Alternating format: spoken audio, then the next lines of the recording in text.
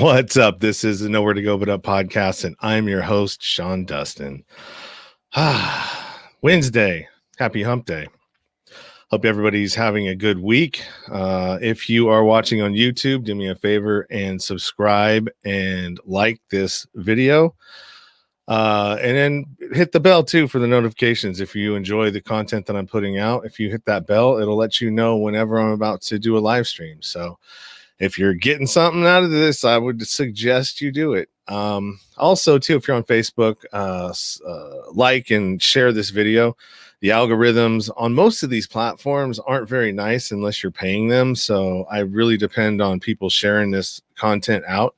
So we can get other people able to see this, because I believe a lot of the content that I'm putting out is really important for other people to hear and to check out. So if you could do that, I would greatly appreciate it.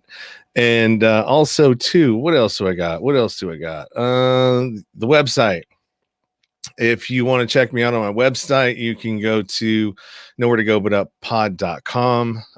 All the other places to catch me, my link tree, there's tons of links in there, from documentaries to a 30-minute consultation if you have any kind of podcasting needs or thinking about having a podcast and, maybe want some information or a little bit of direction. Feel free to hit me up on a 30-minute call, and I will walk you through that and try to help you on your journey.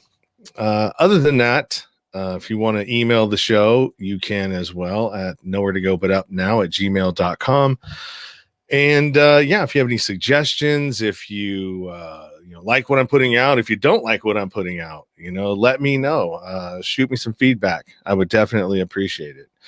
So after we get back, or after I play the intro for you guys, I am going to have my ex on. And she's the mother of my daughter first, my first daughter, which I haven't seen since she was 11 months old. I had told everybody, in my mind, it was 18 months, but she corrected me the other day, and it's been since she was 11 months old. So that was a long time ago, man.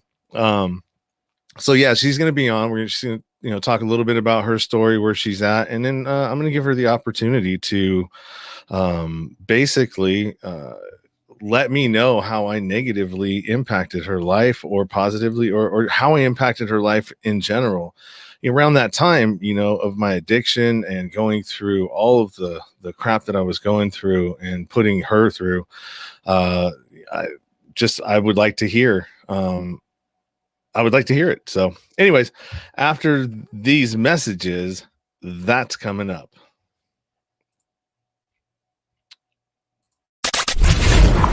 Sean Dustin spent time in federal and state prison for drug trafficking and fraud. Upon release in 2006, he had nothing but the clothes on his back, a bag of mail, and legal paperwork. In 2010, he kicked a long-time methamphetamine habit and started the long climb back up the ladder of life. This is the Nowhere to Go But Up podcast. If you want transparency and authenticity, you're in the right place. This is the Nowhere to Go But Up podcast, and this is Sean Dustin.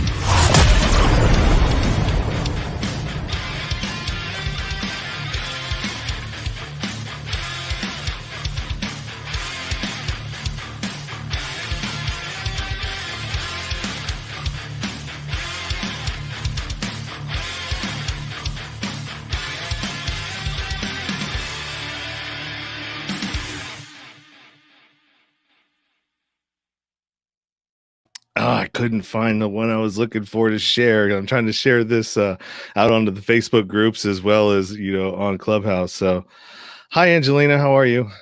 I'm good. Good to see you. Good to see you too. Here, let me get out of that real quick and go back over to Clubhouse, because we're piped in on the audio over there of this broadcast. So it's been a long time. 21 years. That's a long time. So how have you been? I'm good. Moving forward, doing the best that I can. Yeah. With certain situations that are at hand right now. Yeah. I know. I know some of those situations, and you can definitely get into this and talk about that if you want at some point. But let's let everybody know a little bit about you, who you are, what you do. If you have any, stories that you want to, you know, clue me in on, as kind of this pertains to, how we came, kind of crashing into each other, 20 years ago when we were a lot younger and a lot, well, I was really immature at the time. For myself, I can only speak for me. And and then we'll get into maybe a little bit about how I impacted you, when you came across me and I came into your life. Because I know from my perspective how I saw it, but it's completely different seeing it, hearing it from somebody else's perspective who was actually the one who was the recipient. Well, I will say one of the greatest gifts you gave me is our daughter. She she she definitely made me grow up in many ways, and gosh, it's just been so long. So now all the emotions are coming to the surface because I know this is going to be very beneficial for you, for her, for me, and very healing on so many levels. So they're going to be raw emotions, and she's. You kind of got me right now. It's all right. Take your time. It's been a journey. I will say that. How you impacted my life from 21 years ago, that was a challenging time. Moving into being a single parent, struggling to make ends meet, living the life that I was living, and then trying to protect my daughter. And I look back at all the experiences and all the things that she's been through till this day, and it's like I did the best that I could with what I knew how. And but before we get into the seriousness of all of that, I will say this: I'm a certified yoga teacher. Received my 200 and 300 hour certification. Certified life coach. I am one of 49 in the United States to teach and transmit these ancient esoteric Dharma practices, meditation, a Dharma meditation instructor, practitioner, and been doing a lot of my own personal internal homework as well. So it's been quite the journey. My life, my whole life has opened up to see the world on such a deeper level. Mentally, physically, spiritually, and emotionally. And then also just learning to find forgiveness of my past and the people who's crossed my path in life, including you. So that's a little bit that I can share right now. Yeah, I mean, that's interesting what you kind of got into with the healing and the yoga and all of that. I mean, you're pretty kind of high up in the level of what you do there, right? Well, it depends on what level you say. I've just been practicing it for nearly 17 years, and it's yoga really forces you to look deep within yourself.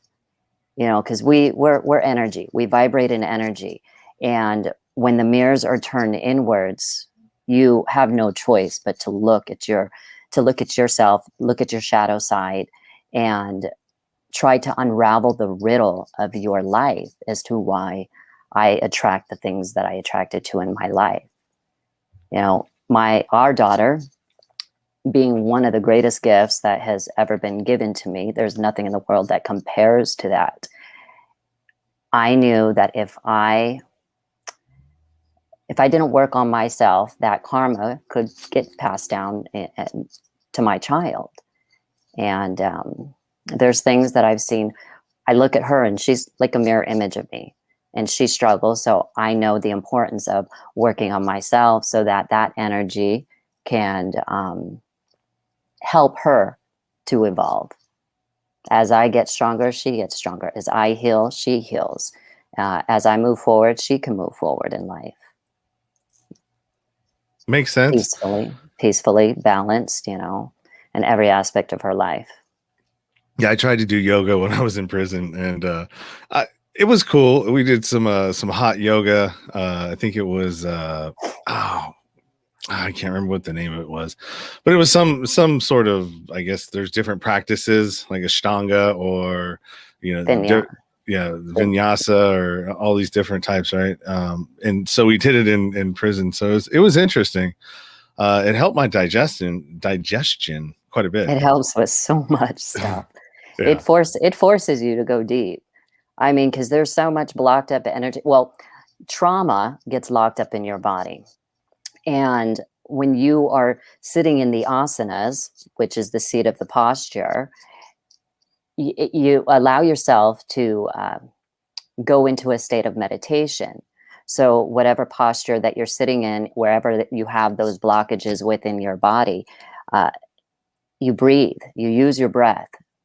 Pranayama is your life force. You use that breath to push out that blocked up chi energy. And I personally have experienced profound experience. And then when I work on my students, helping them in the postures as well to push out that negative energy. And some people, you lose it. You literally lose it, and the emotions start to pour out. And sometimes you experience, like I have, when you're in that posture, tears, uncontrollable tears start to come out. And then the memory of that trauma that was suppressed begin to come to the surface so that you can release it and heal yourself. It's pretty powerful stuff. Even just going into the deep meditation, I started out by chanting mantras. I had, this was probably back in 2004. I was one day went to a women's shamanistic group, and when a bunch of women come together, you create a synergy, and they had us write out affirmations, prayers. You send that out there.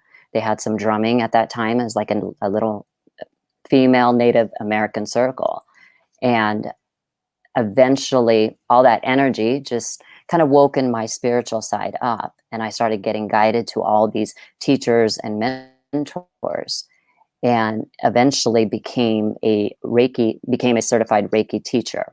Got my 1, 2, 3 and Reiki master certification. After I received all those certifications, I was guided to my teacher.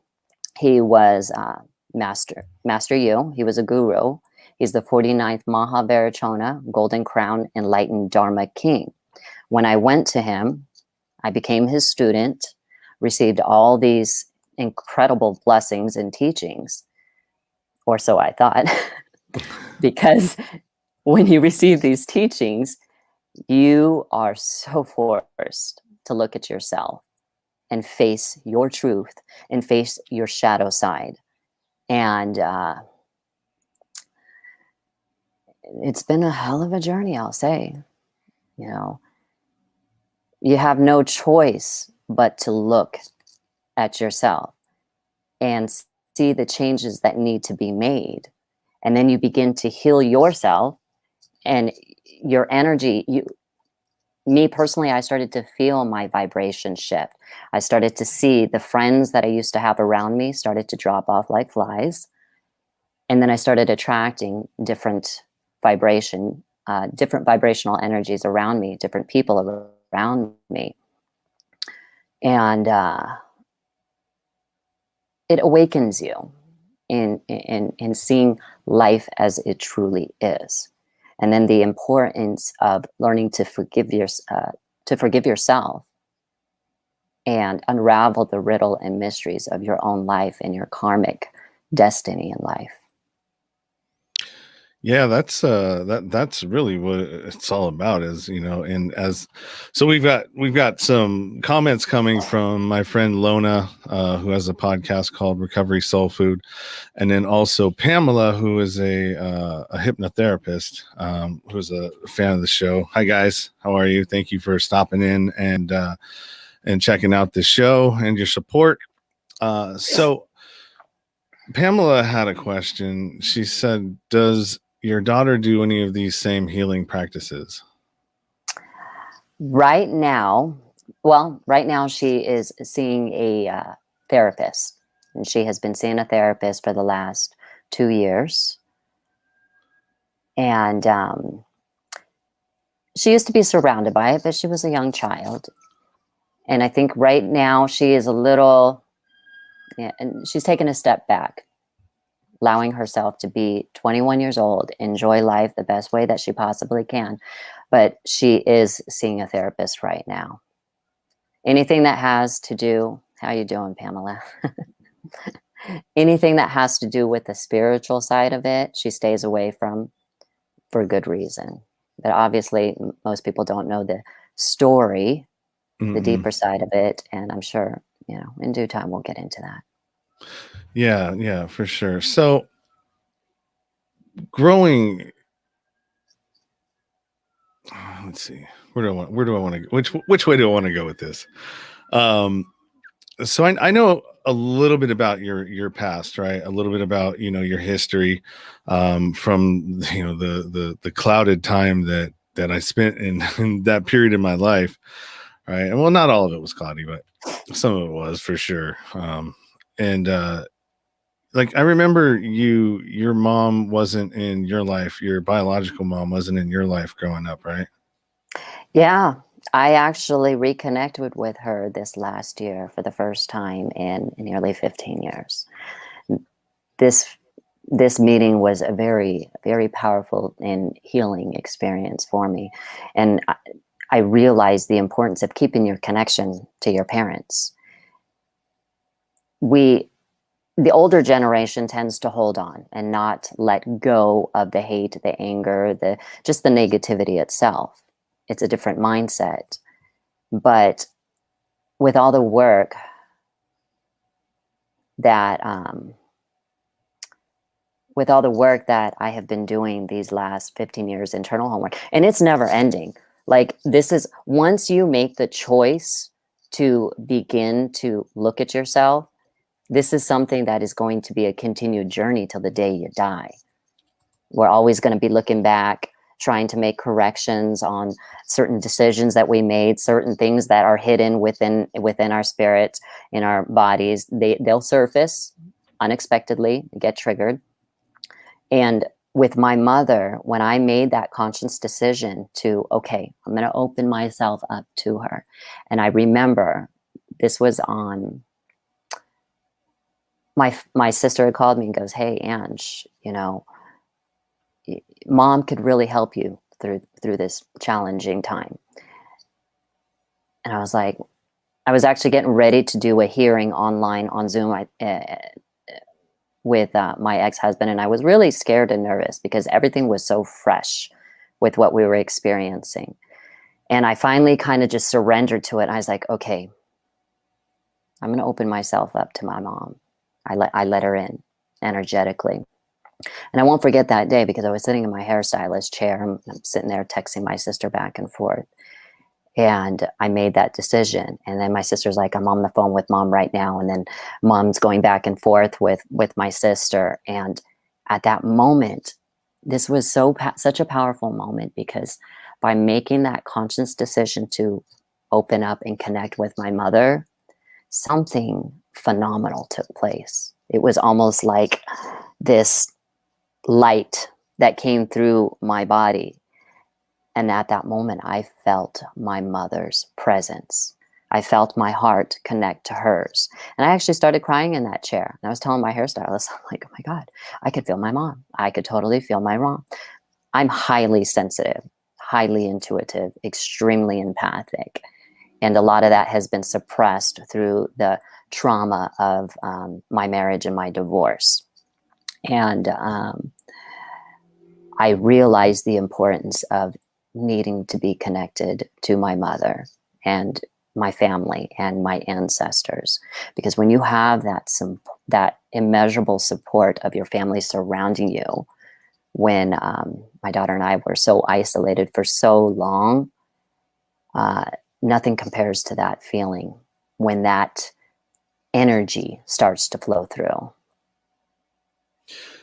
Yeah, it's, having had another daughter, and she's 4, almost 4 now. I never really, because you hear adults talking, as you're growing up, and they talk about, oh well, there's no love like the love for your child, and when you hear that, you're just like, yeah, whatever, whatever you're saying, I have no clue, and I don't want to find out. And then it happens, and you have your own, and everything kind of changes, right?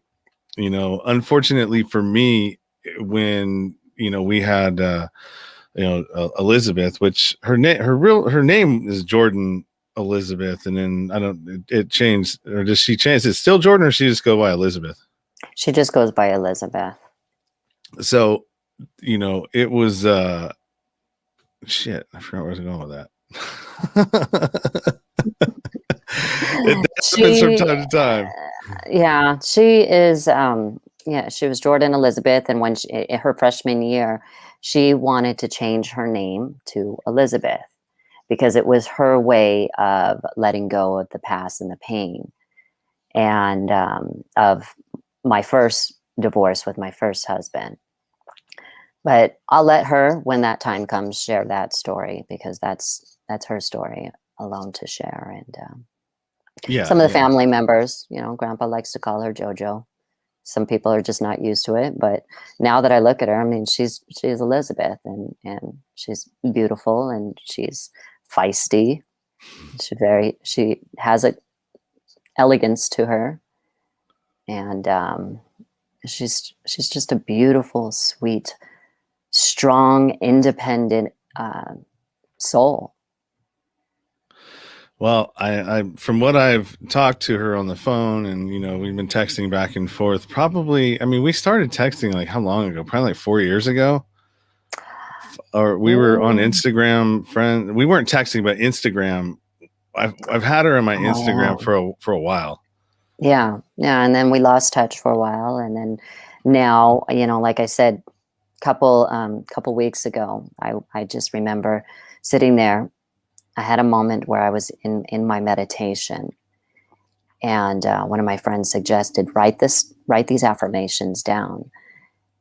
One of my affirmations was just asking the universe, asking the heavens, please help me find a solution to help my daughter to heal from what she has experienced in this lifetime. And 2 days later, it's like I just got this download that I need to reach out to you. There is nothing more powerful than a mother and a father who have been separated for as long as we have, coming together, coming from a place of love and positivity. You've been doing your work, I've been doing my work to help wrap our consciousness around our daughter so that she can rise from her traumatic experience and move forward. And somehow, after connecting with you, obviously, when I spoke to you on the phone, you were a little apprehensive at first, and I had to take a deep breath and, all right, explain certain things. I'm not, what's in the past is in the past between us. I'm calling you because I need your help. I need your help to heal our daughter. And took me a day or two. I was kind of getting a feel for you. And it wasn't until the second day that we talked that I finally opened up to tell you what was happening, what has happened to her. What has taken place with her is something that no child should ever experience in this lifetime. No child should, or any lifetime, or no child should experience, period. And she has gone to the most darkest place.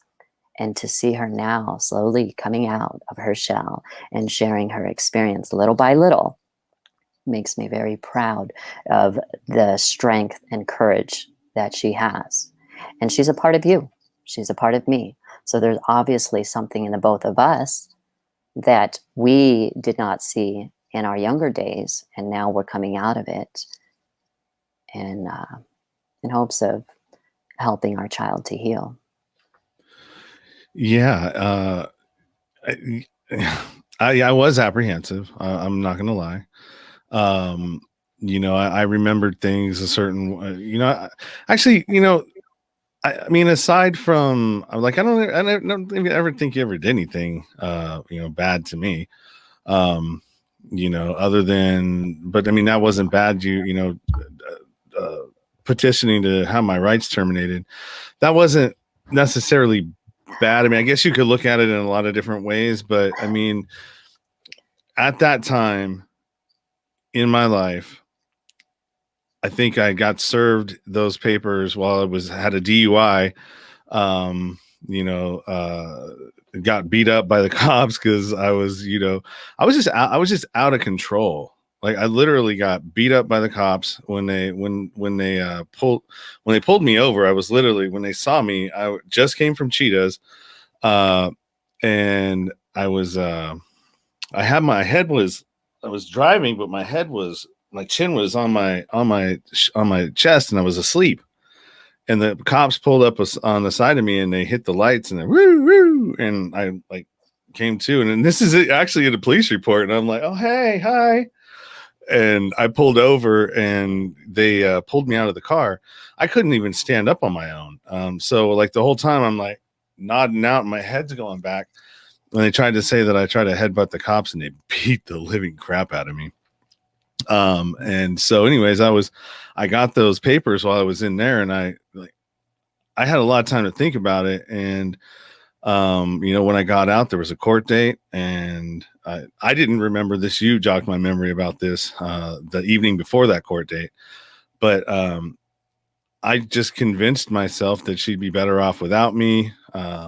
I was making excuses. I was justifying in my mind the horrible decision I was getting ready to make, basically. And I was like, oh well, at least I'll get out of paying child support and all this other stuff. And so those were just like my justifications for well, this is for making that decision.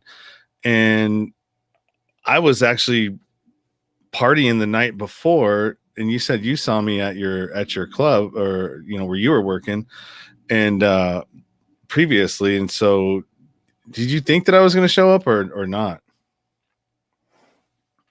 It was questionable. I mean, I seen you, but I was like, And I stayed away from you. And I was like, you were partying. I was concerned that you were going to show up. I didn't want you to show up because I knew that you staying in her life would not be healthy with the lifestyle that you were living and the road that you were going down. And I was already living in Los Angeles at that time, and I was down there to go to court. And the very next day when I did go to court, you didn't show up. So many mixed emotions: anger, resentment, feelings of abandonment, and just kind of like all right, F you, sayonara. But at the same time, I felt like I had closure. But then the emotions of like, okay, she is going to lose her biological father because he's choosing to live a life of his addiction. And at that time, I was already in a relationship, and he seemed much healthier. And we were able to move forward from there and start a new life. And then you kind of just faded. We were in contact. I think we had spoken a few times after that, but eventually it just disappeared. Like just disappeared off the face of the earth, never to be heard. And then I did listen to your story, your story on that podcast, and it gave me a deeper understanding of what you experienced and what happened to you. And it's so unfortunate. It really is. You know, my heart goes out to you for having experienced all of that, because I can only imagine, like, the pain that we carry as children follows us into our adult life. And if we don't seek the right help, it's going to continue to follow us, and we're going to continue to live a life of destruction and self-sabotage, and hurting the people, not only hurting yourself, but hurting the people around you. That's why it is so important. I don't care what anybody says. Everybody needs a therapist. Everybody needs somebody to just talk to, express your heart, express your feelings, express your emotions, because everybody has experienced some sort of trauma from their childhood into their adult life. Communication is number one key to moving forward in life. Yeah. So, but sometimes, even though I talk all the time, I have a hard time communicating sometimes, outside of this medium. It's it's really weird. And this is like therapy for me as well. Talking to people and, other folks that have gone through, traumatic things in their life, and like, how did they get through it? And, bringing other, people like coaches and mental health counselors, and, anybody that, like, if I'm struggling with something, I will try to get somebody on here to walk me through it. But you know what? That's what makes the best healers out there, is the people who have experienced severe trauma. Once you work through it and you've done your internal homework, and it's a life, like I said, it's a lifelong thing. As you continue to heal yourself, and then you're in service to help heal others, and you have the background, you have the experience. So those people, so the life that you lived and the things that you've experienced in life, you'll be able to help them because you know what it's like to be in that position. Yeah, no, for sure.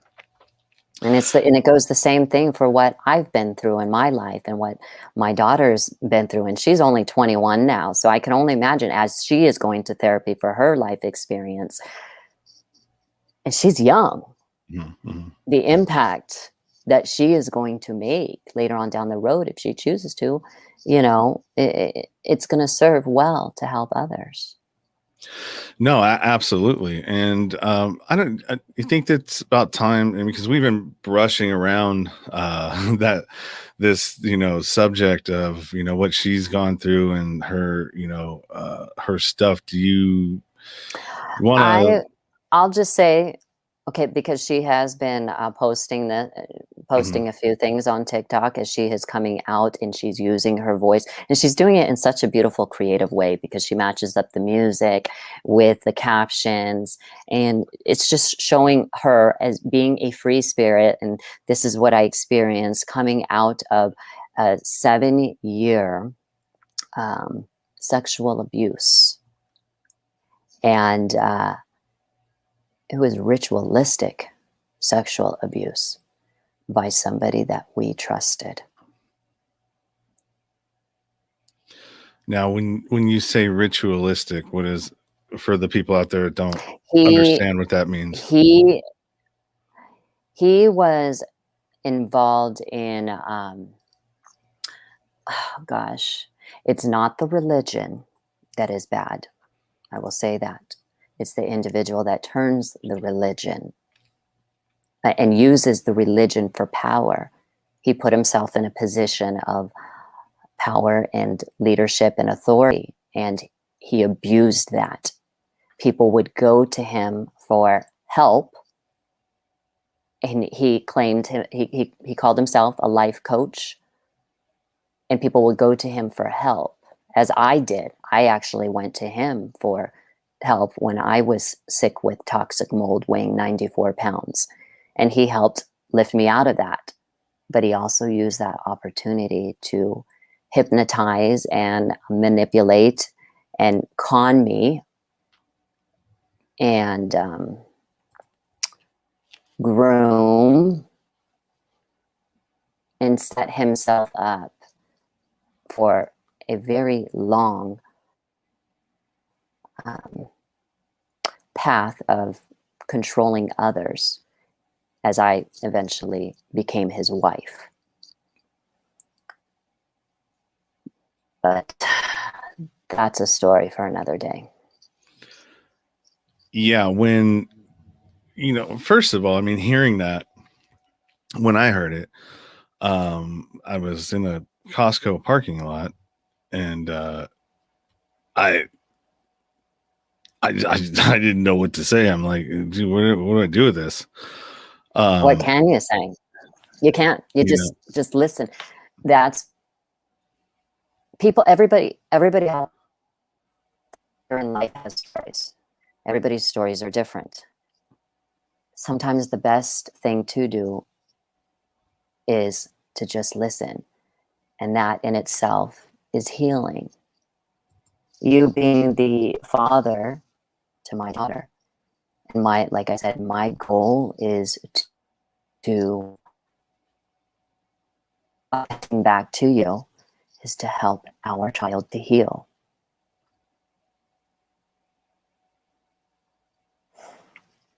You're breaking up just a little And by bit there. doing so, Yeah, I caught like some I of that. said, my ultimate goal. Okay. No, I caught some of that, but you were breaking up a little bit on that. So you said your ultimate goal. My ultimate goal of connecting back to you, because you are the father of my daughter, is for us to come together to help our child to heal from what she has been exposed to. Yeah, but I couldn't agree more. But I know that immediately what started running through my head when I'm like, because there was a whole bunch of things just like going, that's always been like my worst nightmare for my daughter, my younger one. And, I think about that, and, and also too, because I've talked to people, and, child trafficking, sex trafficking, and all that stuff is super scary and really prevalent. I mean, people really don't know how common. It is so common. Yeah. And it's heartbreaking. I have heard stories of parents trafficking their own children. And you would never know it. It could be your neighbor next door. It could be your coworker. And everybody's just going about their daily life. And nobody knows what people are truly experiencing and suffering behind closed doors. No, for sure. That's why it's just so important. Kindness is powerful. And when you are kind to somebody and you see somebody that they may be in a situation that you know nothing about, and all it is just sharing a little bit of your light, and you might get somebody to open up and save a life. Yeah, for sure. And that's, telling your story. I mean, that's why I tell mine, because you never know by not telling it whose life you didn't save, right? You could save somebody's life by telling your story. That could be, the what they needed to hear to keep them going another day. That's what I was telling Elizabeth the other day, because she's creating those little TikTok videos sharing her story and her experience. And she's like, Mom, I'm not doing this for attention, which I was like, no, this is very powerful. It's very healing. She's doing this as a diary for herself. And I told her, I was like, keep doing it. If this is what's helping you to heal, keep doing it. You never know. There could be a child on the other side of that screen looking at their phone, surfing through TikTok, going through all these different videos, and they stumble upon yours. And they're in the very similar situation as what you have come out of. And they watch your video, and you might just you might just shine a little light into their heart, like I did, of somebody who's going through that type of abuse, and they might actually speak up about it. Yeah, no, that's 100% why I do what I do, and I'm sure you do what you do, and the healing things that you're a part of, and that you help facilitate, as well as what she's also getting involved in, and will be doing, even though if it's not what exactly she set out to do, that's the impact it will have going forward. So I was proud of her too. It takes a lot to be able to put yourself out there like that for the whole world to see and judge, and and whatever it is they do with it. Hopefully most people are kind and compassionate and empathetic, but we live in we've had through this life experience, we've actually experienced immeasurable support. I mean, I'm just blown away by the support that we have, because when all of this came to light, the army of help, the army of love, the army of support from Los Angeles to the United Kingdom, London, to Tibet, the Palace of Palat, and all these incredible practitioners that are a part of my lineage. In India, those temples out there, when they heard of what took place with my child and I, the prayers that came in, oh my God, it was powerful. And it was almost like all this information and download, just like, okay, this is what needs to be done. This is where we need to go. This is just, there's nothing in the world that could express that kind of support. That energy that came in was amazing, and I feel protected. I feel supported, and now it's just being able to focus on Elizabeth to help her heal her, because she got it pretty bad. She just, as the therapy continues and the things that unfold, as a mother, I don't want to hear these things. It just makes me cringe inside, and it hurts. And then on top of that, dealing with the emotions of guilt. How could I have subjected my child to this type of abuse? How did I not protect her? How did I not see it? See all these things that I'm dealing with as a mother. And then on top of that, the ultimate betrayal of realizing that I wasted these last 10 years living with a monster where there was truly no love. It was all a facade, a complete illusion. I should not trust anybody because of that. But if anything, I'm learning to trust myself, and learning my self-worth, and learning to love myself and heal, and just giving myself that permission to heal so I can become stronger and wiser and make better decisions in the people that I allow around me. Well, I'm definitely sorry that you had to go through that, and that you went through that. Part of what I was thinking about, as all those thoughts were going through my head was, man, I guess this is the consequences, the unseen consequences of bad decisions in life, right? On my end. So I made a bad decision to not show up in court and to diss my responsibilities and abandon basically my daughter. You were already gone out of the picture. Who knows what would have happened if I would have went to court, but all I can say is that I abandoned my daughter. So that decision to do that now affected her, because now she doesn't, I mean, I don't know the situation, but I can imagine it probably, she probably thought that I didn't care about her, or didn't, want to be a part of her life, or, whatever it is, I'm sure we'll go over that when we talk, when I see her. But, if I would have made a different decision that day, would this have changed? Could I have been there to not allow this to happen? You know what I mean? So like, even if like if we're not that we're together, but if I was like, still, she was coming to see me every weekend and doing the normal things, you know, I wonder if that would have Oh, no doubt changed. she would have had a different life path. You know, I would have never met that individual. If I wasn't sick with toxic mold at that time, I mean, obviously I was led to seek out help because that's where I was at in my life. I had hit rock bottom. I was going through that divorce with my ex-husband. And I was seeking out something. I'm like, okay, I need help.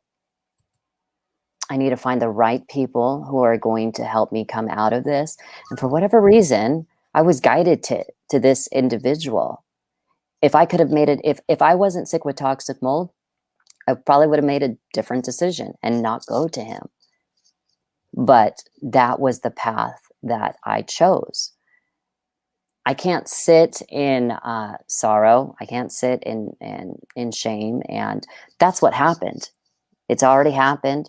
All we can do now at this moment is accept what has happened and move forward. Learn to, heal, allow yourself to heal, give yourself permission to heal from it, because, you know, it takes time. It doesn't just happen overnight. You can't just forget about it and be like, okay, that happened. I mean, that would just be great, but it doesn't happen like that. And we replay certain scenarios, situations in our mind, but then even that's just a waste. And as traumatic as the situation was, the only thing we can do is find that forgiveness. And even that can be challenging. Because for me, in my position as a mother, having learned of the defiled behavior that had happened to such an innocent child at a very young age, the mama bear comes out.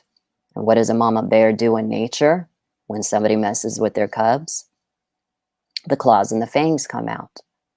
So it's having to work through that anger. And it's like, okay, why, you know, having that anger, holding on to that anger, aiming that negative energy and anger towards that individual when I should be focusing on healing my child. You know, most parents would want to seek revenge and vengeance for what this individual has done. And it's hard. It is hard not to do that. I have, you know, just family and friends that when they heard of this, just, you know, they had their own opinions. But the reality is, I surrender to it. I give it to the heavens.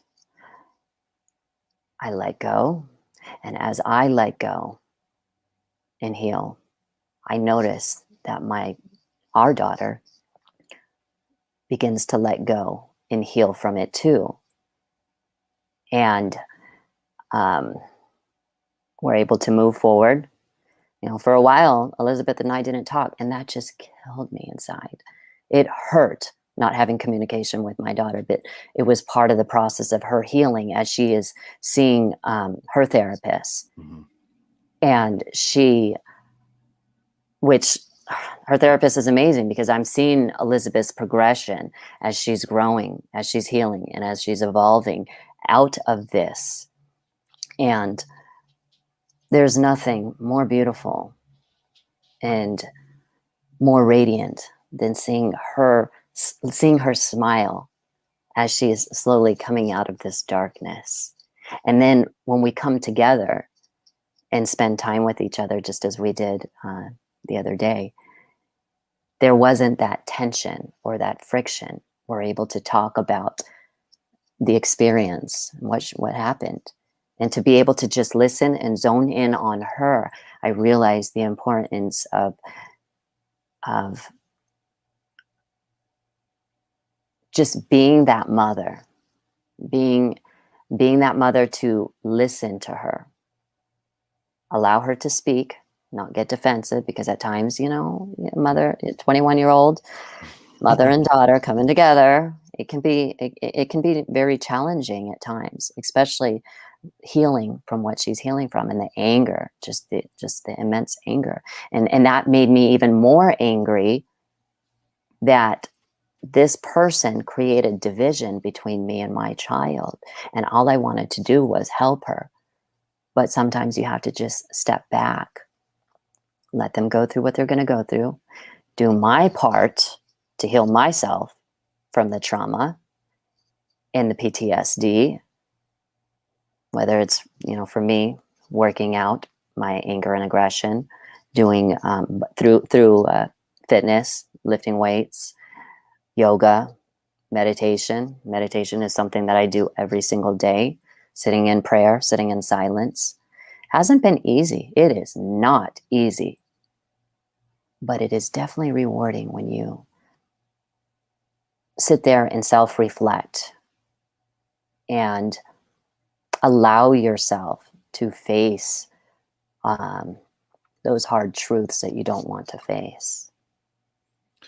Yeah, I absolutely agree. And part of the reason why we're here, I have to be able to hear, another side of my perspective. You know what I mean? The perspective from somebody else who was there, because I tell my story, and I don't know, did you? Yeah, you did. You listened to that 3-hour long one. That was a long one, man. That's probably the best one that I've done so far. You got detailed into that. I'm just, holy cow.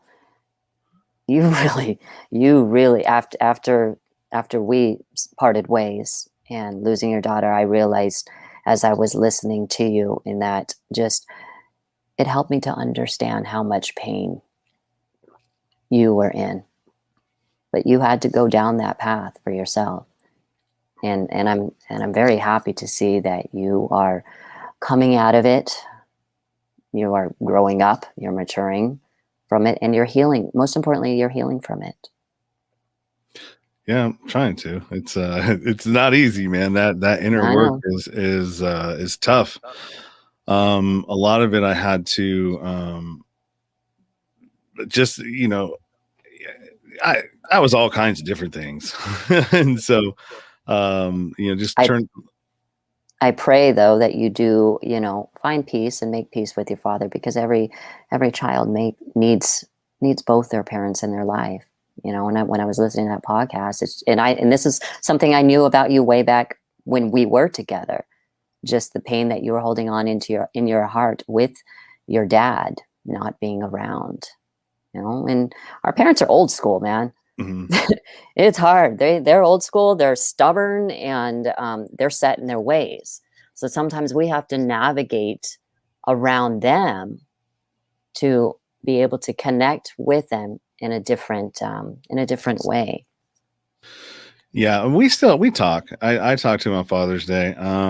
We just I don't know. We're just what's the word I would use for that? Like, I just don't put a whole lot of expectations on him. You know what I mean? It's like, and I don't put a whole lot of expectations on anybody anymore, because that's just a disaster for failure right there. You know what I mean? And disappointment when you expect things from people. But with him, I'm just like, well, look, I mean, I know what to expect from you, and I know that I'm not going to be disappointed at the end of the day, And so It's like you said, it's navigating how to deal with people. Once you learn how to deal with certain, personalities or individuals, your life becomes a little bit more easier, because you stop just worrying about anything that has to do with that. So, but yeah, I do, I was, that movie, what the hell's the name, with Kevin Costner and the Field of Dreams, that movie always got me. Because it's about his dad,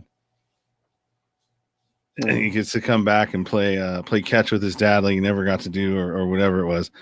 So yeah, that one always got me. Also, that Johnny Depp movie, the one when he Blow, where his daughter, and it was centered around that daughter. Oh man, that movie, I would lose it every time that movie would come on, because you can relate to that. Yeah, you definitely lived a life of self-sabotage and self-destruction. And then just having met you at the time that I did, what was I, 18 years old? Was it Um, 18? was it 18 I was thinking, or 19? where did we meet at? No. Was Uh, because I remember I was living with Melissa. probably through mutual, just probably one of those parties. Yeah, because I was living at Melissa's, and I remember Greg had went to prison, and I was staying there because to help her pay to keep the house. So I was helping renting a room from her. But I don't remember a whole, like, I was just always partying, wasn't I? Like Yeah, when I you don't. You were, yeah, you were partying 24/7, and how we were brought together, I don't know, because I wasn't into that lifestyle, but for whatever reason, we just kind of came together, and then after that, we within moved in with each other shortly after that. but I knew I was hanging out with some, like, like Rich and Leo and like all the people I was hanging out with. I mean, they were into some stuff. Yeah, You know what I mean? that's another lifetime ago. Yeah. No, I'm not. I mean, just from selling drugs to all of the illegal stuff that we were doing, going to different parties and all that stuff. So yeah, it was crazy, man. I remember like times when I would be hanging out and not coming home. You know, I remember one time. I think I was hanging out somewhere at an after party, and I came home and all my clothes were on remember the townhouse. Yeah, and I was like, yeah, I just did a lot of like stuff, man. I was super self-centered for one. Now when you got pregnant with Elizabeth, I know I think we were living in that townhouse. It was right before we moved to Vegas, and the reason why we moved to Vegas, I thought it was because I got into it with Marvin, and that was the crazy dude who, like, I didn't know if we cross paths again, if I'd live or he'd, you know what I mean? I figured I'd be the one that ended up dying. So I'm like, let's get out of here. Or am I remembering it right? Yep, I remember that. You wanted to get out of town and Hell get yeah, away. because I was a coward. And quite honestly, I was looking forward. I'm like, we need to get away from these people. It's just not healthy. I didn't like that lifestyle. I hated it. I just wanted to be happy. I wanted to be balanced, and I just wanted to have like a normal relationship. But it was near impossible living in that town and you always disappearing, going off to party and for days on end. And obviously, we moved out to Vegas. I was pregnant, and things didn't get any better because once I learned that Leo was living out there, I was like, oh, great. It just follows you. Because you guys had a bromance, and it just felt like, okay, you didn't want to move forward in living in actual normal relationship and have a future and raise a child together. I was 21. You were what, 25 or something? No, I was 21 when I had her, and then you were 25 or something, and we were young. We were young, made terrible decisions, and sabotaged ourselves and each other, and eventually it's just, we parted ways, and I just knew I had to do what I needed to do to protect my child from that lifestyle. So let me ask you this question. Did you ever at any point,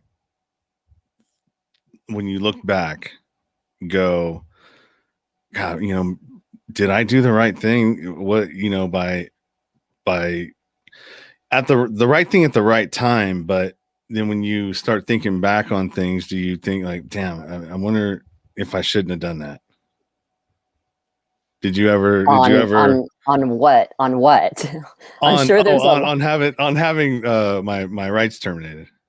Oh, hell no. I wanted your rights terminated. I did, because I didn't want to deal with the heartache and the headache of going back and forth and you, um, I just, at that time, I did not see you coming out of that. I didn't see you trying, because I have known you to never have a normal job.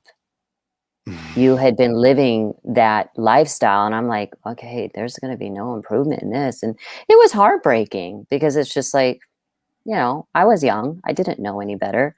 All I knew was to protect my child from that lifestyle. Mhm. So I don't regret that decision, and I don't hate you Mm. for how things unfolded. I had to do what I needed to do because I wanted to cut that cord and just have a clean slate and move forward, because I felt like I don't want the child support, because you know what? And I see this even till this day. Parents going back and forth, wanting money for their child, the child going back. That's in itself is drama. At that time, all I wanted was to just move forward. The money didn't mean nothing to me. Yeah, no, I don't. Like I said, I've always said I don't blame you for that. And what a lot of maybe you guys don't know who are listening to this, prior to all of this, how this transpired was, I ended up wrecking her car when she went to California for Christmas, and it was Christmas Eve when I was out partying. I don't remember you telling me that you didn't have insurance, or that you let your Yes, insurance. I did. I Did you? remember that. Did you? Yeah, money was tight at that time. I canceled my insurance and I said, just leave my car. Don't touch it. Just pick me up. And when I get back and I get back to work and I start making money again, um, I'm going to get insurance, because I had canceled the insurance because I wanted to remove you off the car. And that was such a mistake, because after that, I was so furious when I had learned that you had wrapped my car around a pole and you had put me in over $15,000 in debt, just like that. And here I Yeah. was just trying to move forward in life. So you certainly didn't make my life easy at that time. No, All I that wanted to do was just get far, far away from you. yeah, that was actually the straw that broke the camel's back, though. I mean, so to say, right? It was like that's Oh, it. no doubt. No doubt. That is it. Any chance? Because I know that we were sort of somewhat like trying ish to work things out, and it was like I knew as soon as I hit that pole, I thought to myself, I'm like, oh shit, You're done. there ain't no recovering from this. No, no, not at So all. yeah.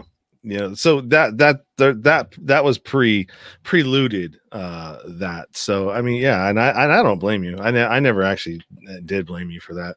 I mean, what could you do?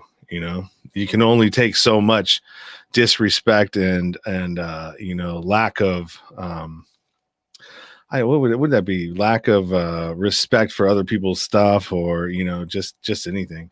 And that's just the kind of dude that I was turning into, and even more so, and like you said, after I lost parental rights, I just kind of went off the deep end and just kept going. And so a lot of the times I thought that, I mean, but but I was even doing that in uh when I was in Sacramento, man, because I remember that there was times when, like, how many times did I black out on GHB driving? I remember one time I lost your ATM card, and I'd passed out in an intersection with Leo's dog in the back in your car, and I was going to, like, I don't know, I guess maybe buy some weed or something. I knew that I could never stay still when I was high. I always had to be out going somewhere, doing something, right? I couldn't sit still. And so I remember Boy, going to the I sure know how to pick them. yeah. And yeah, and so I remember I went to the ATM. The ATM ate your card, never got the money. And then I ended up leaving that ATM, and I went and I ended up in the middle of an intersection. Your car died. the dog Milan, is it Milan? Milan was running around the back. I wake up to a paramedic rubbing my chest and scared the crap out of me. And I'm like, "What are you doing?" And he's like, "What are you doing?" Like, what? And like, you've been here so long in this intersection that your battery is dead. And so I was like, well, I mean, I was on GHB. They couldn't detect anything, right? And so I just said, well, I was just tired and I fell asleep. And like they literally the ambulance guys, they gave me a bump start and I was able to move off and go back home. But You seem to have luck on your side on so many things for the things that you've done. Like you definitely have some guardian angels for whatever reason, and for whatever reason you have, um, you you survived all these things that would kill a lot of people. yeah, You know, it's you obviously had to experience all these life experience because whatever is coming for you as you continue to heal, you have this podcast and allowing it to grow and it's helping you to heal as well. Absolutely. So we're at about an hour and 5. Anything else that you? Oh, by the way, if anybody's interested in checking out Angelina's stuff that she's doing on Instagram, she's got some cool pictures of her doing yoga on her what do you call it, paddleboard? Paddleboard. Yeah, those are pretty cool pictures. So you can check her out over. Oh, where did it go? No, that's your clothing brand that you're ambassador for, right? Yeah, savvi.com /Yogini Angelina is a athletic leisure wear, and it's basically wearing and sharing and making a living off of that, as well as empowering each other. And we're always looking for new brand partners to join our to join our tribe and help lift each other up. It's quite amazing. It's I actually went down to San Diego not too long ago when it was so much fun because all these women, it's just like you're surrounded in so much love and positivity, and you get to wear these really just awesome, amazing, athletic, yoga wear, fitness, whatever, just everything that. Go check out the website. You'll see what I'm talking about. And on top of that, I teach yoga. And right now, I've taken a step back. I took a sabbatical because what we experienced needed my full attention, and I needed to take time to heal myself and heal my daughter. And I did, however, recently, I was invited to participate in this teaching yoga to over 65 women on this yacht, actually on the dock, and then we went on the yacht later, and it was very empowering, all these women coming together and just raising the vibration, supporting each other and sharing their life experiences and empowering one another as well. So that sounds great. Yeah, and you can also find her on, she's got a YouTube channel as well and a LinkedIn as well. And actually all of these links are available in the description and will be in the show notes when this airs as a podcast. Just all you got to do is go and click it and it'll take you right to all of the spaces where you can find Angelina. One question that hold on. Yeah, we played that one. Nice. And thank you, Pamela and Lona for asking the questions and participating in the chat. But one of the questions I want to ask, and I think it's important for parents out there or maybe single mothers out there that, thinking back now as you hear from Elizabeth, some of the story and, what happened to her, she's opening up more to you. Is there anything that she's like said to you that would now go, oh, I thought something was like, you know what I mean? You might have thought something was off, but then you're just like, maybe not. You mean as a child or when all of this was going on? Yeah, when all this was going on, like any of the signs that you might have missed. I saw no sign. She played Pollyanna. This guy was a master hypnotherapist. So he was just a con artist. And he was certified as a master hypnotherapist. I saw all the certifications that he had, and he's probably burnt it by now because he doesn't want anyone knowing that he had those abilities. I didn't see any sign whatsoever because she played Pollyanna. She was such a good child, very well behaved, went to school, had excellent grades. And then as she got older, she had a full-time job. And so she was going to college and school. I'm sorry, she was going to college and working. I never saw the signs. And how do you look for those signs when you can't wrap your mind around, like, who thinks about this when you're in what you think is a normal relationship? There was nothing for me to see. But now when I look back and I start to connect the dots, that's why that was like that. That's why I got sick. I mean, even 2 weeks before I left the house, I suffered severe food poisoning that took me to the hospital. He ran me to urgent care. And I realized this man is really, truly trying to kill me. Because I remember the food that he made. Hindsight is 2020. Yeah. I remember the food that he made for me that night when I got home from work. That's true. Yes. Yes. Not all religious leaders, but some of them. But it is very common with religious leaders, Pamela. And it just breaks my heart to think that predators put themselves in that position so they can fulfill their defiled behavior, because nobody would suspect that they are doing what they're doing because they're playing holier than thou. And when I look back at Elizabeth, she was good. She hit it well. She hit it real well. But that's because he created different compartments through his hypnotherapy to hide that, and made immeasurable threats to her that if she were to ever speak up, that something could happen to me. And it's heartbreaking to think that my child had to live in silence for that long. 7 years.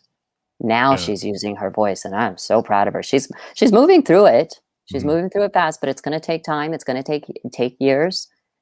And it really, it's up to her what she chooses. At the end of the day, she's going to be connecting with you here pretty soon. She has me. I've made it clear to her. I'm always here for you. I will give you your space when you need it, but I will always be here for you. And I respect your position on how you feel. And you have every justifiable right to be angry, because I didn't protect you, and I should have. We're coming full circle, and she's ready to see you now. And I think it's going to be a very healing time for the both of you. Yeah, me too. And so for anybody out there listening, if you know somebody that has dealt with or is dealing with sexual abuse, or if you yourself are dealing with sexual abuse, here's the National Sexual Abuse Hotline, so you can make that phone call and get some help from somebody. A lot of the times these, people that perpetrate these types of behaviors and atrocities, they like to threaten that they're going to hurt somebody, or they're going to hurt somebody that you love, or someone that's close to you. But a lot of times that's just threats. You know what I mean? Don't let that stop you from going and seeking help, because the moment you speak up, I guarantee you nobody's going to hurt anybody. It's just all, there may be some that do, but I think a lot of it is just threats. Fear is a very powerful way to control people. Extremely powerful. And when you're living in it as deeply as we were, you become submissive to their control. It's not easy. It is not easy. Yeah, I agree too, Pamela. In the meantime, we're just going to focus on her healing, and it's just everything's just going to flow naturally. I mean, she's already creating those TikTok videos, and she's sharing her experience, but she's also sharing her light, and she's sharing her journey of healing, that you can overcome this. And we've only been 21 months out of this. That has not been very long at all. And I mean, I look back at these last 7 years, and it's just like, I was duped, but I wasn't the only one he duped. There's hundreds of people that he duped, but me and my daughter were at the center of it. And where he was leading this, he was trying to build, he was a cult leader, but he was turning something beautiful into something bad and hiding behind it to fulfill his desires. And he did that to a lot of people. That's why, there's a lot of people that are very upset that he abused his position of power and authority. But the universe works in mysterious ways. As Elizabeth heals from this, as you and I connect, as we help her to rise and heal from this, it now doesn't give that situation power. Mm-hmm. Mm-hmm. And it sends that energy back to the root source. So all we can do is just sit and wait. And eventually, hopefully soon, we get some news and we can have some closure to this, because he's about as evil as it gets. I mean, literally this story is right up there with the Jim Jones and Charles Manson story. But we are coming out of it, surviving, and Elizabeth she's going to thrive. And if I have anything, I mean, I will do anything as a mother to help her to find peace and balance. And that means getting over my fears, getting over my past anger, and connecting with you. I have no anger towards you. I forgive you for everything that we have been through. I truly do. And I just hope we can, I mean, we are coming together and helping this beautiful child to heal from something she never deserved to experience in this lifetime.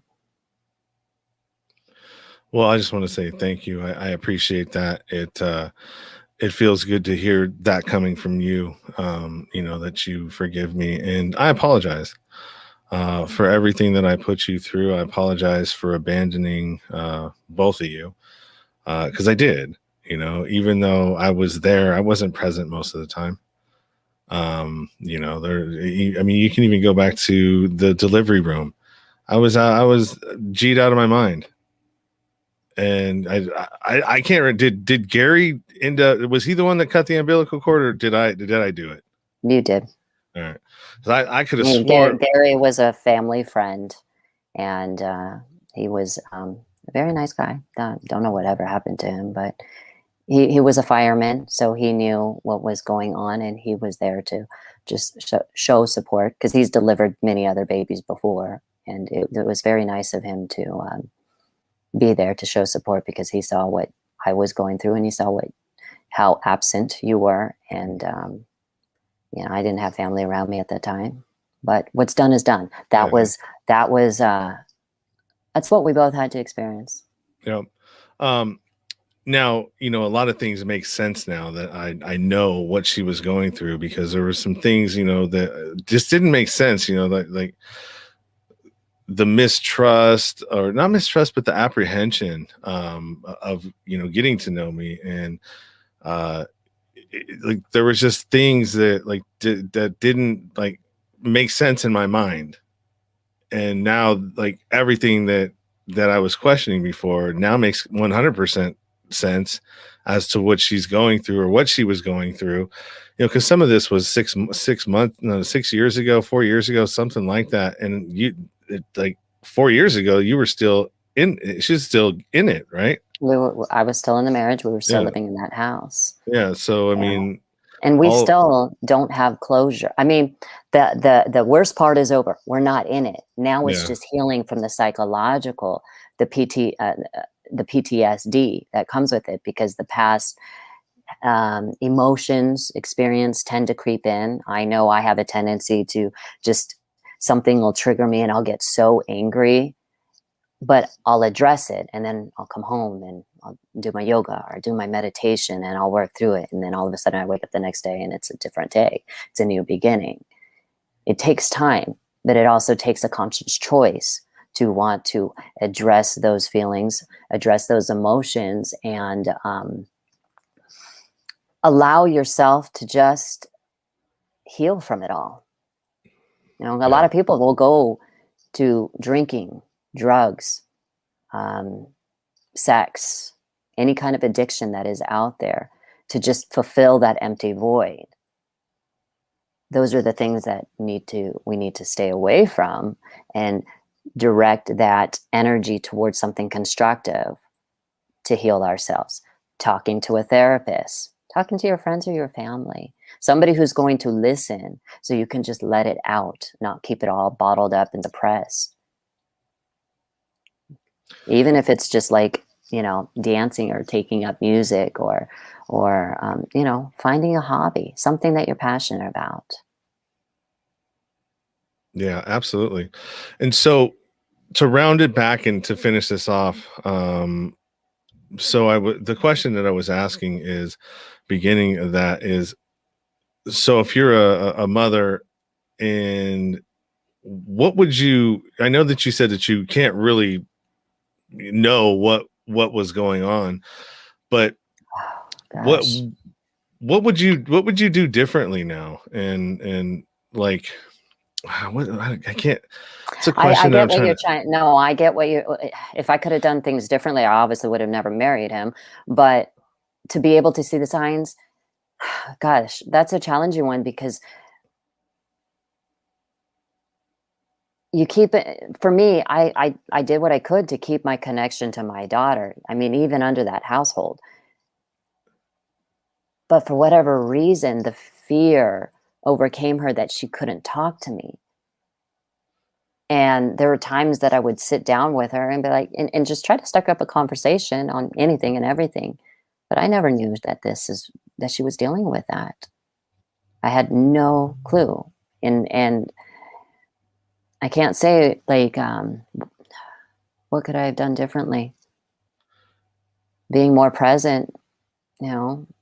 But you were working, right? You were working I a was lot. working a lot. I was working 5 days a week at my regular job, and then I was teaching yoga on my off days and building my online business. And I So you had didn't a think, lot of access, basically, right? yeah, yeah.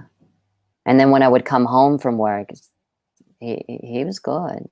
He would be like, "Why, if you had a hard day at work, why don't you go across the street and get yourself a massage? And I'll have dinner waiting for you."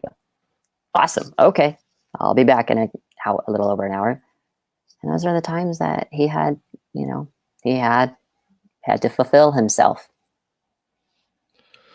And those are the things that make me angry, having learned all that stuff. She had no clue. She showed no signs, none. But Yeah, the other yeah. day when I was talking to her, it was really beautiful, because she had expressed to me, and this one just like, oh my God, it hit my heart space, because when she goes, "Mom, I can't blame you. Nobody can blame you for what happened. I never spoke up." And we continued our conversation. She shared her experience. Shared a lot of details. And of course, inside of me, I'm just like, there's this fire inside of me that's just like, okay, there's nothing I can do about it. It's anger.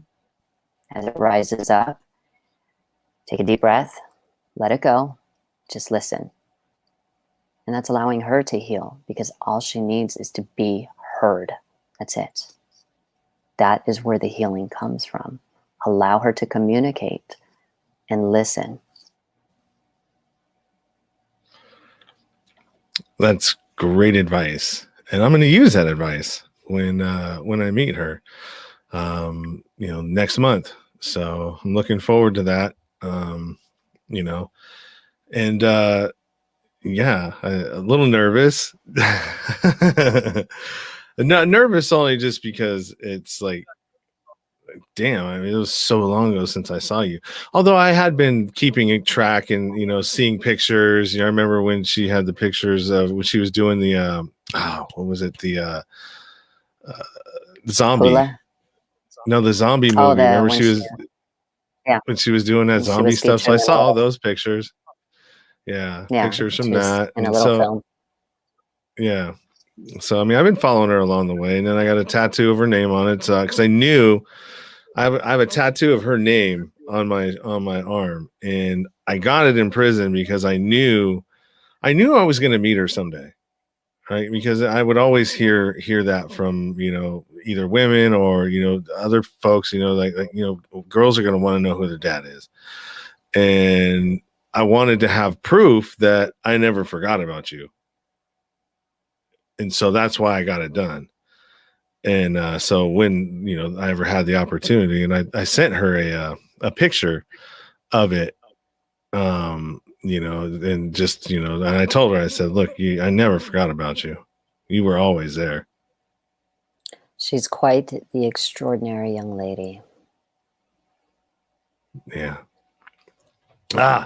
Almost got me. So, she has that tattoo on her ankle of a rose, right? Mm-hmm.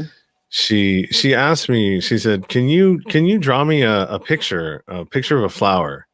Because she was doing something for something. I can't remember what it was. And I was like, oh, part of me was like, and then I was like, oh, fuck, man. It was close to my bedtime. And, I was like, I gotta go to bed. And I was like, well, just do it. Just do it and do it for her. Well, so you've seen the one on her ankle, and I drew her this one, which looks almost like the one on her ankle. Mm-hmm. That's crazy. She's doing something. I don't know yet. She's going to show all of us, because she asked myself, her auntie, and her cousins to all draw a flower. And I hadn't spoken to her in a while, and I received that text message. And that was the night I remember I was just in deep meditation, just praying for, her healing and all that. And it was late at night too. I received that same text message, and she sent a group message to all of us. And I remember just crying like, oh my God, she finally reached out to me. Okay, I'll draw her this flower. I ended up drawing like a little lotus flower. I was like, is this okay? And she's like, yes, that's fine. But I was just happy to be communicating with her, because, and some time had gone by and we hadn't been talking, and I have to give her space when she goes through what she's going through. But now I feel like something has definitely shifted with her as she continues her therapy, and as I continue my own personal healing journey, that I'm seeing the effects of, as I heal, she heals.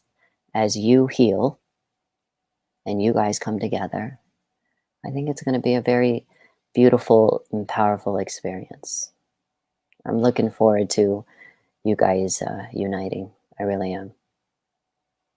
Well, thank you. And thank you for reaching out. I know it probably wasn't easy. You didn't know what my reaction would be. And, I'm glad that we were able to have those conversations and be able to come to a point where we can, do this, what we're doing right now. And more as an example of, hey, look, people change. Time is an amazing healing tool, right? Time heals all wounds. Yep. and you get some perspective, put some distance in between, stuff, and at some point, you can change. You can change, and you can heal, and you can apologize for the person that you used to be, as long as you're not being that person anymore, and you're trying every day to become a better person, and an example. And for me, it was my younger daughter that was what made me want to be a better person, and to be a better example. And through that, all I can say is that it gave me perspective on how important that relationship is between a father and daughter. And No I doubt. understand now what she missed out on by not having me in her life. And so I can't take that back, but I can definitely try to do the best that I can going forward. That's all we can do. What's happened in the past is in the past. And now we can just take this new beginning and find forgiveness and move forward. Pamela says, this will be great to see where you all are for a year from now. Baby steps. Everything is baby steps. Gotta meet her. Gotta meet her first. Yeah. I mean, she's young. She is just feisty, intelligent, wise beyond her years because of her life experience. What she's gone through. That's not many people have gone through that, I don't think. But it does exist. It is out there. Mm-hmm. And she has the strength and the fortitude to keep moving forward. Because I know I would always check up on her. Are you still going to therapy? You can't force a child to go to therapy. You have to choose to go to therapy. And she is choosing to go to therapy. She is choosing to heal from this. And she is choosing to talk about it. Now she took a big step and posted something like this to go public. That's huge. Yeah, that takes immeasurable courage. And she's only 21. And the best part about all this is that she has an amazing, loving, supportive boyfriend who has been there. 2 weeks prior to us leaving the house, they solidified their relationship to be boyfriend and girlfriend. And he's been there every step of the way, supporting her. He is literally her guardian angel, and his name says it all. Gabriel Angel. Yeah. It's amazing. And he's a fighter, so he's so protective of her. Yeah. I said, yeah, I'd like to meet him at some point. She said, you would? I'm like, yeah, if it's somebody that makes you happy, why would I not want to meet him? Yeah, I'm proud of her. I mean, even through all of this, she's going to work. She's doing good, and they're living together and doing the best that they can, enjoying life, being 21. Yeah, 21. Geez, I remember 21. Oh, crazy life. All right. Well, yeah. I'm going to let you go. We've been at this for an hour and a half, and I think we've covered about as much as we can. I'll definitely keep everybody out there, updated on things as they unfold, and check in periodically.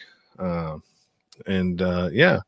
I'm just happy that I was able to make this happen, and that you were willing to come on to talk with me. And any parting words before we check out of here?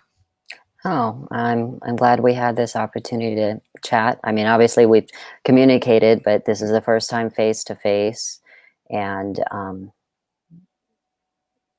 I thank you for doing this. I mean, everything was raw, so it's not like we were able to prepare it. So the emotions of everything coming to the surface and just tapping into,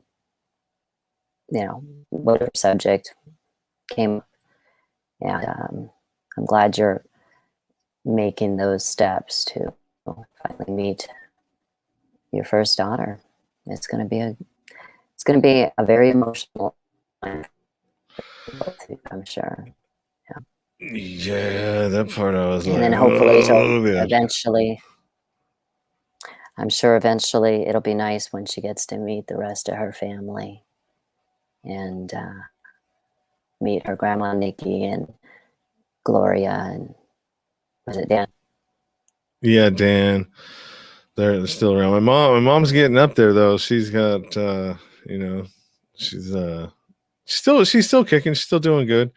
She's got a knee that's bothering her, but you know, she definitely uh wants to meet her when the time's Yeah, right. when that time comes for Elizabeth. Yeah, that's feel that love and support from your side of the family. It's just the healing continues. Yeah. And she's got a sister too, so a half sister.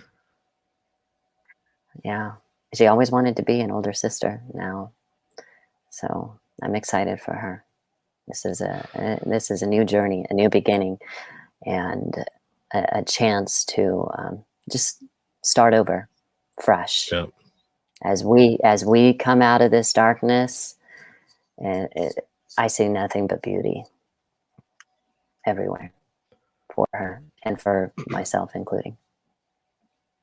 All right. Well, I think that's a good note to end it on. So I want to thank Yeah. you, Angelina. I appreciate you and your honesty and like I said, even entertaining this, because you know a lot of people probably wouldn't. So good on you. You as well. So I'm gonna pull you out of here and I'm gonna wrap it up, and then I'll be right back. I'll be with you in the green room in just a moment. Okay. All right. Thanks, Angelina. You're welcome. Wow. All right. Got through that. You know, it's just a testament to when you start doing good things, when your intentions in life turn from darkness to lightness, when you want to start helping people and instead of hurting people, you know, and you're consistent with it, you know, things will start changing for you. You know, if you change your, what's that saying? When you change when you change how you look at things, the things you look at will change. And that's exactly how, you know, a personal development journey begins. And, you know, as you start changing and as you start seeing things differently, the things that start happening for you instead of to you, and looking at things in that way, you know, then you will be able to truly find out who you are and be able to start forgiving yourself at some point along the way. Jesse, what's up, brother? Thank you. We're about to end this. Sorry, you and Jesse's over in Clubhouse. I've got this piped in over there as well, as the live stream is winding down. But you can catch the replay, Jesse, on my YouTube channel. Also, you can catch it over on Twitter and my Facebook profile as well. So if you go to my bio, look at my link tree, and all of those links will be in my link tree. Appreciate you for stopping by, brother. Yeah, so we're going to wind this down. Pamela says, thank you both. Rough one, but yes, very good for healing and helping others through your own experiences. Absolutely. And that's what we can do at the end of the day. You know, if you've been through something, if you have something, you know, everybody's story is important, and everybody's perspective on you know themselves and what they've gone through is different than everybody else's. So you never know who you're going to help by coming out and telling your story. And if you have a good story to tell, or you know a comeback story, a traumatic event in your life, or something that you've been through, and you want to share it, feel free to hit me up at nowhere to go but up now at gmail.com and tell me what your story is, and you may be able to appear on the podcast. So I think that's about it. I'm going to end this live stream, and I hope you guys got something out of this as much as I did, and you enjoyed it as much as I did as well. So until next time, keep it 100, stay true to yourself, Everything else is just noise. You've been listening to the Nowhere to Go But Up podcast. Sean is a single dad, a union blue-collar guy, and he spent time in federal and state prison for drug trafficking and fraud. When he was released from prison in 2006, all he had was the clothes on his back, a bag of mail, and some paperwork. Since then, he's turned his life around and shares the struggles and successes on this podcast. We hope you enjoyed the show, and we hope you were moved. To connect to the show, book a guest spot. For merch, Patreon, PayPal, and social media links, go to linktr.ee/nowhere to go but up. On Instagram at Nowhere to Go But Up Now. On Twitter at But Up Now. On the YouTube channel at Nowhere to Go But Up Podcast. See you next time.